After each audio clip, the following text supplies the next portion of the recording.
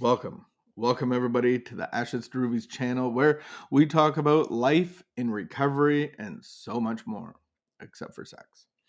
No, we've definitely talked about sex. I know, we've actually talked about it, and it was uncomfortable for everybody. More me. And I know what I want to talk about. Can I talk about something? Sure. I want to talk about the weekend. And my favorite part about the weekend, the hardest part about the weekend, but my favorite part was we're trying to be a little more disciplined when it comes to our cell phones and detaching from them from Friday at 7 p.m. to Saturday at 5 p.m. And we did that, and I found the benefit was we were very connected to each other, and we had a full day.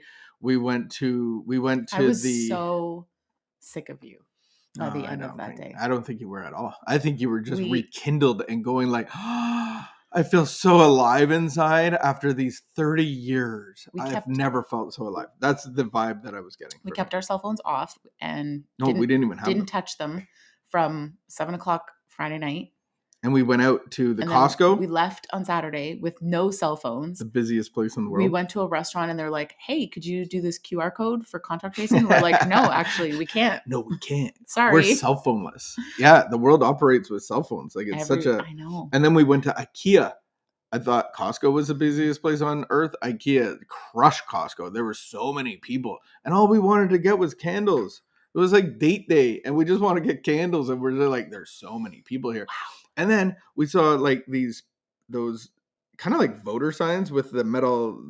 You're going into too much detail, but we saw these restaurant signs. What would you say was the benefit of being off your cell phone for 24 hours? You couldn't give me a restaurant review, but you gave me so much more. Oh my gosh, you're so disgustingly. It's horrible when you don't have your cell phone and you're trying to find a street because I rely on it. How many times did you think to reach for your cell phone?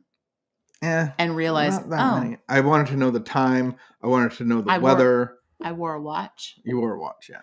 I wore a watch.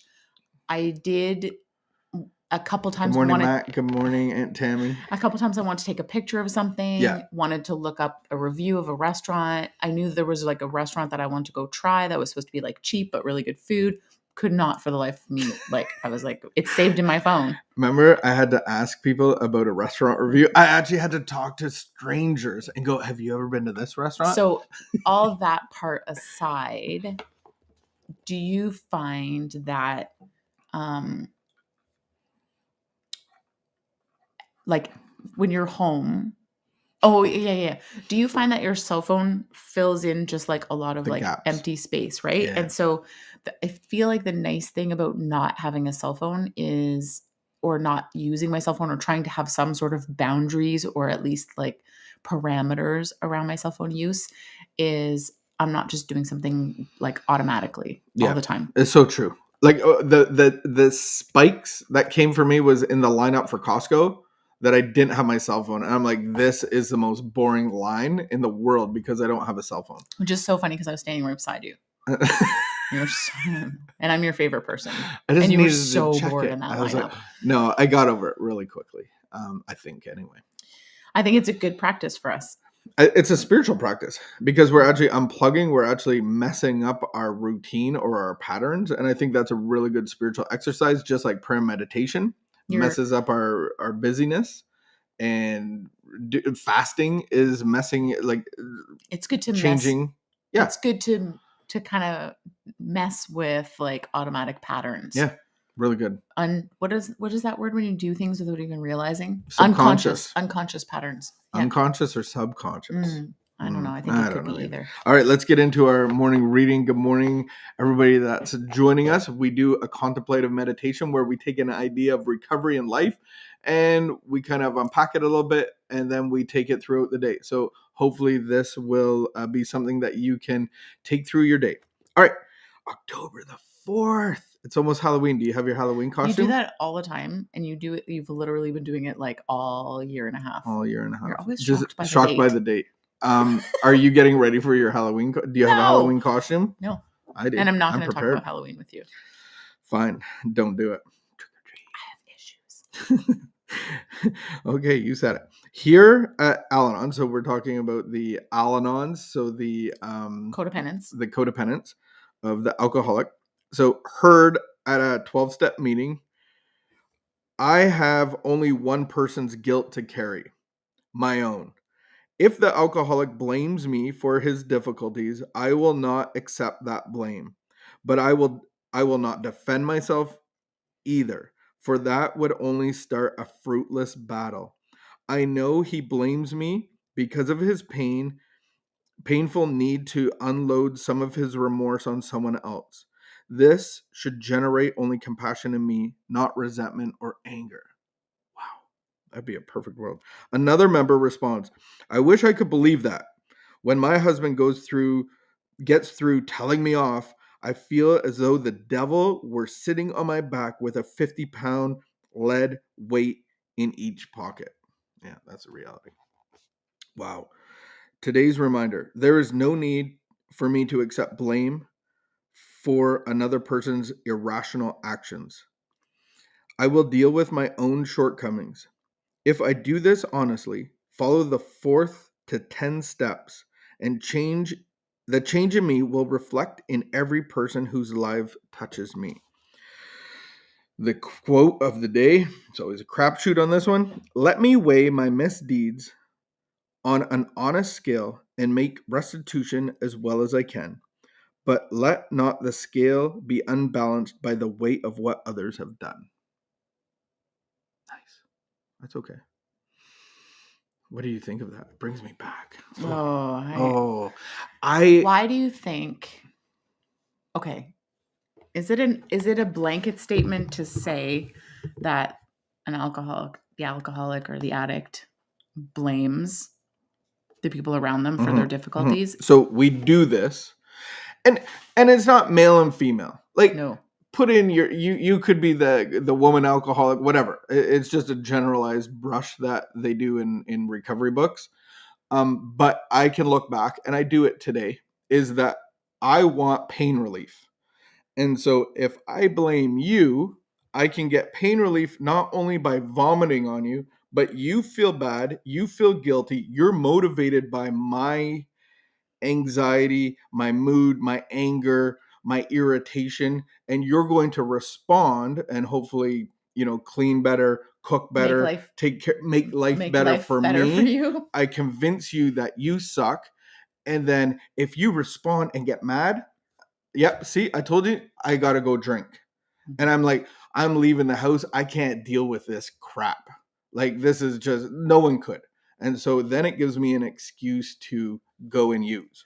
But the reality is that from this side, from my side, that I did the same thing. I just did it a little bit different. Mm. So my blame was like, well, he's doing all this to me. And then it was, I also need ease and comfort. I also need to rationalize and excuse my own behavior, not taking care of myself, having my extreme emotional reactions, not showing up on time at work. Like, I can't function and it's all your fault. It's all your fault. And so I'm doing the same thing. I'm heaping blame. I have a ton of guilt because now I'm not operating well for my kids. I'm not patient. I'm exhausted. I'm not functioning well at work. I have all this guilt and I need someone to blame. And it's sure not going to be me because I'm doing the best that I could do. Look at me. I'm super mom. I'm superhero. All of this is being done to me and I'm a victim. And so you're being fueled by adrenaline and I'm being fueled by alcohol, and we use blame to convince ourselves that this is the only life that is acceptable. And so we carry guilt. And I think our relationship with God and what they said with step 4 through 10, this is how we connect to God. This is how we bring our guilt to God, because we can't even take our guilt away. It says in the big book that we can't even take our resentments away. We can't take our fear away. This is something that we have to bring to a higher power, and God will remove the bondage of self. And now I don't need to convince you to make me okay. And you don't need me to be okay for you to be okay, Right. if that makes sense. It became a goal of mine that I would learn how to be okay if you were never okay. And I just had a picture of like us being in a revolving door. And you know, when you're in a revolving door and then you start going faster, and I've never actually done it I've done that. myself. I'm sure you Me and have. Elf. But I'm picturing Elf. I'm picturing the movie Elf and going through the revolving door together. And we're going faster and faster and faster and faster. And either someone eventually loses their footing and gets thrown out of the revolving door, or can I just start to walk slower? Can I just like say, I'm actually not going to play this game anymore, and I'm going to just start to walk slower? And so then, you know, I can just like remove myself from the equation, whatever that looks like emotionally. It doesn't have to be physically, but it can be emotionally. And, you know, we always used to use that Yosemite Sam, dance, rabbit, dance. And like, there's not like, if I stop dancing, then because I'm trying to convince you that you're actually dancing and you're right. scared and you're fearful that your feet are going to get shot. Mm-hmm. So I think that the meditation today is about like even in recovery, I try to blame you and I try to heap guilt on. And so we always want somebody to vomit on so that we feel better. And that's called pain relief. And it's hurtful for everybody. I see it in meetings, 12-step meetings. We go to these 12-step meetings and we vomit on everybody there to feel better. And that's not what a 12-step meeting is for. That's not what our relationship is for. You're not here to make me feel better. When I intentionally engage in spiritual practices, when I intentionally engage in doing the steps, working the steps, and I commit to going to a program or a fellowship, you know, and actually like complete that thing. Like for some, you know, it could be a 12-step, but for some people, they need to go to anger management or just something that I commit to doing, and then I finish it, right? It's not about overdoing it or doing all the things. And then I finish it, you know, there's something inside of me that grows. And then I'm my confidence and my faith and my yeah. And I just apologize for vomiting on you maybe sometimes and trying to use you to make me feel better. So where do we vomit on people? Where are we blaming people? Where are we heaping shame and guilt on people so that we feel better and that we can do whatever we want? That's really how we play God. So let's walk out of that today. Happy Monday, everybody. Keep the peace, be of good behavior, and we will see you tomorrow.